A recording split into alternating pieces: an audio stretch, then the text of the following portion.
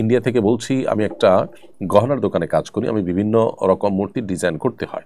আমার উপার্জন কি হালাল হচ্ছে? মূর্তির ডিজাইন করতে হয় এরকম চাকরি আপনার জন্য করা জায়েজ হবে না, কারণ মূর্তি তৈরি করা এটা হারাম, আমরা সবাই জানি। অতএব সেটা যদি স্ববর্ধনের জন্য হয়, ভাস্কর্য হিসাবে তৈরি করে রেখে দিল কেউ, সেটাও হারাম। কারণ নবী করিম সাল্লাল্লাহু আলাইহি ওয়াসাল্লাম বলেছেন, লা তাদখুলুল মালাইকাতু বাইতান ফিহি কালবুন আও সূরা, সহিহ বুখারীর হাদিস এটি। সেই ঘরে রহমতের ফেরেশতা প্রবেশ করবে না যেখানে কুকুর অথবা প্রাণীর ছবি থাকে। তাহলে সেক্ষেত্রে এই যে ভাস্কর্য বা আপনি মূর্তি তৈরি করছেন, এটি হারাম কাজ। আপনি নিজের জন্য করছেন না, নিজে রাখছেন না, কিন্তু আরেকজন রাখছে, আপনি সেখানে সহযোগিতা করছেন। যিনি অপরাধ করেন বা গুনাহ করেন আর যিনি সজদা করেন সমান অপরাধী হয়। সেই জায়গা থেকে আপনার জন্য এটি জায়েজ হবে না। তবে আপনার শ্রমের সবটুকুন টাকার জন্য হয়তো হারাম হয়ে যাবে না, কারণ হলো আপনি এই মূর্তির বাইরে আরও যে সমস্ত জিনিসপত্র তৈরি করেন, হালাল জিনিসপত্র, সেই অংশের উপার্জন আপনার জন্য হালাল হবে।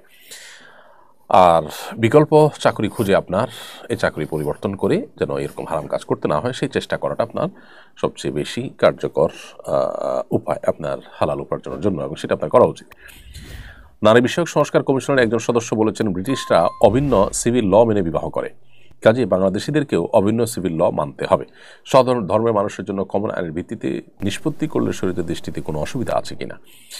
দেখুন, নারী সংস্কার কমিশনের সদস্যরা পশ্চিমা পৃথিবীতে যা পেয়েছেন সেটাকে হুবহু কপি পেস্ট করে আমাদের দেশে চাপিয়ে দেওয়ার চেষ্টা করছেন, এবং তাদের সুবিধা মতো পশ্চিমাদের কাছ থেকে যা জানে আর সেটা নিচ্ছেন। পশ্চিমাদের কাছ থেকে নেওয়ার আরও অনেক জিনিস আছে, সেগুলোকে তারা খুব সচেতনভাবে এড়িয়ে চলেছেন।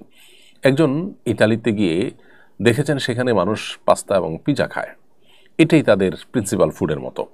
সব জায়গায় এটা পাওয়া যায়, সবাই এটা দিয়ে লাঞ্চ ডিনার করছে। এটা দেখে বাংলাদেশে এসে তিনি যদি দাবি করেন যে এখানে ভাত মাছ কেন, এই কার্বোহাইড্রেট এত বেশি কেন খাবে, দরকার কি ভাত মাছ খাওয়া, আমরা তাহলে পিজা এবং পাস্তা এদেশে ঘরে ঘরে লাঞ্চ এবং ডিনার হিসাবে খাই। এই যে বিষয়টা, এটা যেরকম হাস্যকর, ঠিক একইভাবে পশ্চিমাদের যা দেখলাম তাদের সব কিছুকে অন্ধের মতো এদেশে এনে সেটাকে বাস্তবায়ন করার চেষ্টাটা একইভাবে হাস্যকর। অতএব তাদের এই দাবি মানার কোনো যৌক্তিকতা আমরা দেখছি না।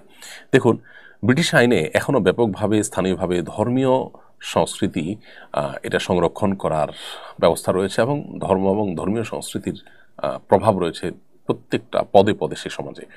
আমাদের নারী বিষয় সংস্কার কমিশন কি সেই ধর্মীয় সংস্কৃতির কোনো অস্তিত্বই সমাজে রাখতে চান? তাদের যে সুপারিশনামা 3 শতাধিক পৃষ্ঠার, সেটা দেখে তো তা বোঝা যায় না। ঠিক একইভাবে ব্রিটিশ সংসদের চার্চের প্রতিনিধিদের জন্য 30টার মতো সংরক্ষিত আসন আছে। বাংলাদেশে মসজিদের প্রতিনিধিদের জন্য কয়টা আসন সংরক্ষিত রাখার কথা বলবেন তারা? ব্রিটিশ রাজাদের প্রোটেস্ট্যান্ট যারা হয়ে থাকে তারা খ্রিস্টান হওয়া জরুরি, এবং স্থানীয় চার্চকে রক্ষা করবেন এই মর্মে রাজাকে শপথ করতে হয়। আমাদের দেশে যারা যখন ক্ষমতায় আসবেন তারা কি মসজিদ সংরক্ষণ করবেন এই মর্মে তাদেরকে শপথ করতে হয়? নারীবাদীরা ব্রিটেনের এই সমস্ত দিকগুলো বাংলাদেশে চান না, তারা তাদের সুবিধা মতো দিকগুলোকে বাস্তবায়ন করতে চান। তারা যে সমাজের গণশত্রু সেটা বোঝার জন্য পণ্ডিত হওয়ার কোনো প্রয়োজন নেই।